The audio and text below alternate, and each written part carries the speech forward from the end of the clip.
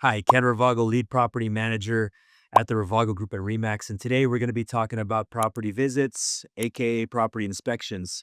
I use the word inspection loosely because we're not licensed home inspectors. We are property managers and we're real estate agents. One of the common mistakes that we hear of is property owners moving in a tenant and simply not doing any property visits, property inspections. It could be years since they've seen the property last. That can be quite a challenge. So we'll go over a couple of reasons why we do property visits and what we're looking for and how often you should do it. Number one, evidence of unauthorized pets. On our lease at the Ravago Group, there's language in the lease that will allow or disallow pets on the premises.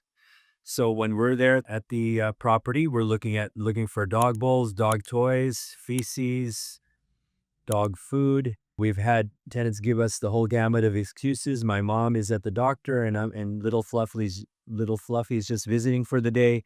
We're there to enforce the lease and make sure there are no unauthorized pets, or there's not a number of unauthorized pets. If you're listed for one and you have three or four, then that's going to be an issue with us. Number two, evidence of illegal activity. Marijuana is legal in the state of Nevada, but our lease has a provision, as an example, with respect to smoking. So there's no smoking on premises. That could include the garage and all the grounds of the house. So we've had people invest in Bath and Body Works or those scented candles, dozens and dozens of them, to attempt to mask the smell of smoke, whether cigarette or marijuana. We're there to look for anything that shouldn't be there. Marijuana, methamphetamine, which we have yet to encounter, and we're hoping not.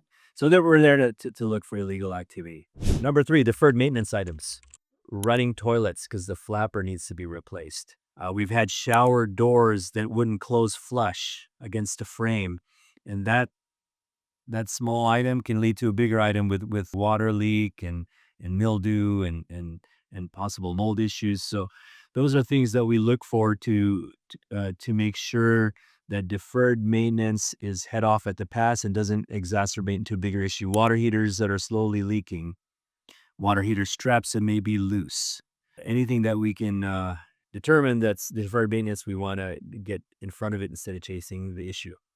Number four, tenant neglect. Dying plants, oil stains in the driveway that the HOA, if there is one, hasn't caught, holes in the wall, graffiti. 98% of the time, these property visits go off without a hitch. And a reason we don't find a lot of these issues is on the front end, we screen to filter out some of the bad tenants. And we let them know up front there will be periodic inspections. So that may discourage, quote unquote, the bad tenants from applying with us because they know that there's a certain standard or frequency in which inspections occur. A couple of things to remind us or to remind you of is, again, you make sure that to remind them to keep those AC return filters fresh. That can save you a lot of money, time, and hassle with HVAC repairs. Fresh batteries in the smoke detector, CO2 if there is one. Leaky toilets, toilet flappers. Again, that can cause a extremely high water bill if that's not taken care of. Any irrigation leaks that we can see. And it's also to keep the relationship strong. When a tenant, a resident feels valued and they know we're there not to judge them on how well they keep their house or how clean they keep their kitchen sink, but the fact that we care about any deferred maintenance that may be a hazard to them or may cost them money, they appreciate that. And that's what we hope to help you understand if you're doing your own property visits. We've had some prospective owners who reach out to us, want to partner with us, and want inspections every single month. You have to remember that that could be an infringement on their right, the tenant's right to quiet enjoyment. Unless we see something that causes us concern to be there far more often than periodically, we just stick to that periodic visit prior to renewal.